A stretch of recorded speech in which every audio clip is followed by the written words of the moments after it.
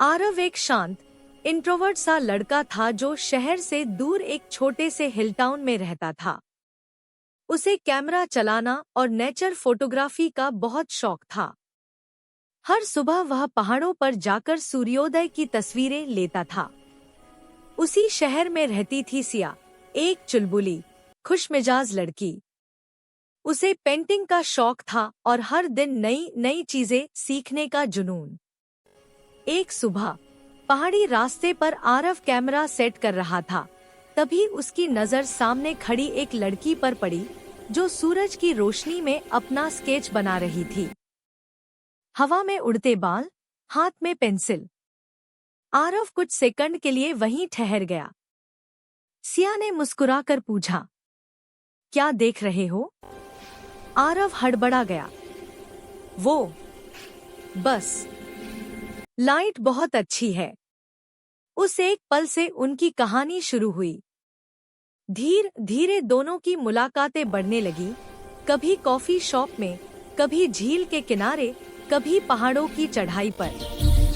सिया की हंसी आरव की दुनिया को रंगीन करने लगी और आरव की शर्मीली मुस्कान सिया को बड़ी प्यारी लगती थी।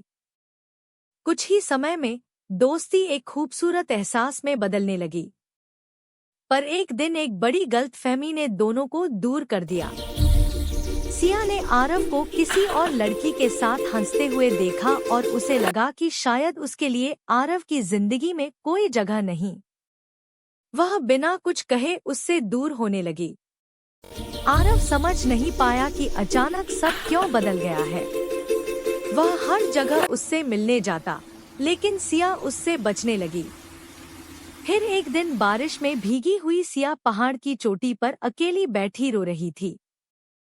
आरव दौड़कर उसके पास पहुंचा और बोला, अगर तुम मेरी दुनिया हो, तो कैसे मान लूं कि मैं तुम्हारे लिए कुछ नहीं? सिया की आंखों से आंसू बहने लगे। आरव ने सच बताया, वो लड़की उसकी कजिन थी, जिससे वह फोटोग्राफी सीख रहा था। गलतफहमी मिटते ही दोनों एक दूसरे से गले लग गए। बारिश में भीगी हवा, बादलों की गर्जना और उनका मिलना, एक फिल्मी पल जैसा। कुछ महीनों बाद उसी चोटी पर आरव ने सिया को प्रपोज किया। जिंदगी भर मेरी मुस्कान बनकर रहोगी? सिया ने मुस्कुराकर कहा, हमेशा। उनकी कहानी यहीं खत्म नहीं होती, बल्कि शुरू होती है। प्यार, भरोसा और एक दूसरे को समझने की एक सुंदर यात्रा।